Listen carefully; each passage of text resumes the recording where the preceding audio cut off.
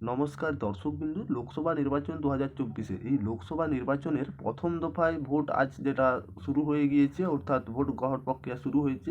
লোকসভা নির্বাচনের প্রথম দফায় কোথায় কোথায় ভোট গ্রহণ শুরু হয়েছে, কারা কারা প্রার্থী রয়েছে এই ভোট গ্রহণ প্রক্রিয়ায়, কোন কোন রাজ্যে আজ ভোট গ্রহণ প্রক্রিয়া শুরু হয়েছে, সমস্ত তথ্যই কিন্তু আজ আপনারা পেয়ে যাবেন। এই লোকসভা নির্বাচনের প্রথম দফার ভোটের কী তথ্য আবারও উঠে আসছে, গুরুত্বপূর্ণ হতে চলেছে ভিডিওটা আজকের জন্য আপনাদের। অবশ্যই আপনারা ভিডিওটি শেষ পর্যন্ত দেখতে থাকুন, আপনাদের জন্য উপকারে আসবে। আর আপনাদের কাছে ছোট্ট একটি অনুরোধ, আপনারা যদি আমাদের চ্যানেলের প্রথমবার এসে থাকেন, চ্যানেলটি সাবস্ক্রাইব করে অন নোটিফিকেশন অন করে রাখবেন। যেটা ভারতের যে লোকসভা নির্বাচন ভোট গ্রহণ শুরু হয়েছে আজ, অর্থাৎ যেটা শুক্রবার 7টায় শুরু হয়, এর ভোট গ্রহণ শেষ হবে সন্ধ্যা 6টায়। নির্বাচনে হবে যে 7 দফায়, অর্থাৎ এই লোকসভা নির্বাচন 7টি দফায় হচ্ছে, অর্থাৎ আজ সে প্রথম দফায় যেটা 19শে এপ্রিল থেকে শুরু হচ্ছে প্রথম দফা। আজ সেই প্রথম দফায় লোকসভা নির্বাচনে যে 543টি আসনে রয়েছে, তার মধ্যে 102টি আসনে ভোট হচ্ছে। আর এর মধ্যে পূর্ব বর্ধমান এবং পশ্চিম বর্ধমানে 42টি আসনের মধ্যে 3টি আসন রয়েছে, অর্থাৎ আজকে প্রথম দফায় এই যে সমস্ত ভোট প্রক্রিয়া শুরু হয়ে গিয়েছে, অর্থাৎ 19শে এপ্রিল থেকে, অর্থাৎ ভোট শুরু হয়েছে দেশের প্রায় 28টি রাজ্যে, যেটা 8টি কেন্দ্রশাসিত অঞ্চলের মধ্যে 17টি ও 4টি কেন্দ্রশাসিত অঞ্চল।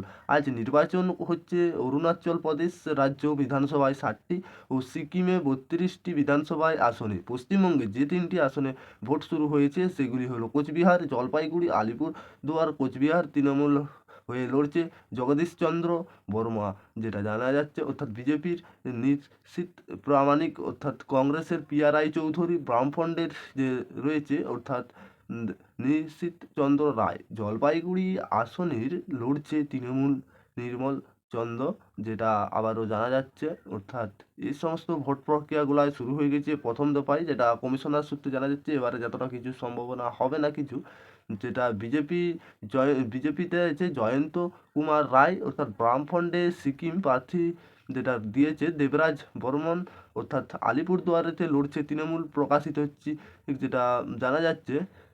অর্থাৎ বিজেপিতে যেটা দিয়েছে, যে বামফ্রন্টেও যেটা দিয়েছে, অর্থাৎ আলিপুরদুয়ারে 3টা যেমন প্রার্থী দিয়েছে তৃণমূল, বিজেপি এবং বামফ্রন্ট মিলিয়ে যে 3টা, অর্থাৎ এই 3 আসনে আরও লড়ছে ছোটোখাটো রাজনৈতিক দল ও যে সমস্ত নির্দলীয় প্রার্থী সবশেষে 2019 সালে অনুষ্ঠিত লোকসভা নির্বাচনে 3টি আসনে জিতেছিলেন বিজেপি প্রার্থী। ও নির্বাচন পশ্চিমবঙ্গে রাজ্যের 42টি আসনের মধ্যে তৃণমূল জিতবে, যেটা জিতেছিল, অর্থাৎ 22, আর বিজেপি 18 ও কংগ্রেস 2টি আসনে। বামফ্রন্ট ছিল 0। আর গোটা দেশের মোট যেটা 543টি আসনের মধ্যে বিজেপি জিতেছিল 303টা, কংগ্রেস যেটা জিতেছিল 52টা, তৃণমূল যেটা জিতেছিল 22টা, যেটা সমাজবাদী পার্টি যেটা জিতেছিল 5টা, অর্থাৎ বহুজন সমাজ পার্টি অর্থাৎ 10টা। যে সমস্ত যে সমস্ত জানা যাচ্ছে যে কংগ্রেস জিতেছিল 22টা এই 2 আসনে। অর্থাৎ এবার পশ্চিমবঙ্গের ভোট দেবে 7 কোটি, যেটা জানা যাচ্ছে 69 লাখ ভোটার রয়েছে পশ্চিমবঙ্গে। কত ভোটার রয়েছে? 7,69,00,000। তাদের মধ্যে পুরুষ কত রয়েছে? 3,85,30,000-এর বেশি। নারী কত রয়েছে? 3,73,04,000-এরও বেশি। রাজ্যের আরও রয়েছে 1,800 যে সমস্ত ভোটের রয়েছে আর কি, আদার্স।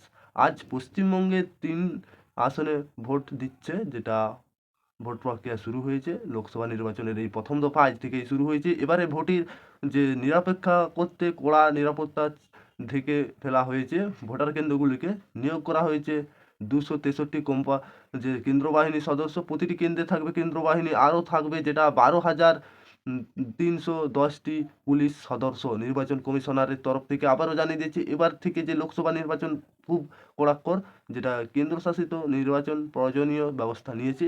প্রথম পর্বের যে ভোটের দিন আজ নির্ধারণ হবে ভারতে 8 কেন্দ্রীয় মন্ত্রীর যে ভাগ্য, সে সেই সঙ্গে যেটা জানা যাচ্ছে এই লোকসভা নির্বাচনকে ঘিরেই যে পশ্চিমবঙ্গে কেন্দ্রীয় স্বরাষ্ট্র প্রতিমন্ত্রী যে জানাচ্ছে নিশীথ যে প্রামাণিক, অর্থাৎ দাঁড়িয়ে কোচবিহারের আসনে এসেই সংসদ সদস্য তিনি। এই লোকসভা নির্বাচনে 7টি দফার মধ্যে আজ প্রথম দফায় লোকসভা নির্বাচন শুরু হয়ে গেছে। এই ছিল লোকসভা নির্বাচনের আপডেট। এর পরবর্তী যে আপডেট আসবে আপনাদেরকে তুলে ধরবো, অর্থাৎ আপনাদেরকে সবার প্রথম জানাবো। সবার প্রথম আপডেট পেতে অবশ্যই আমাদের চ্যানেলে সাবস্ক্রাইব করে অল নোটিফিকেশন অন করে রাখবে। সবার আগে আপনাদের কাছে এই লেটেস্ট ধরনের আপডেট পৌঁছে যেতে, দৈনন্দিন নতুন আপডেট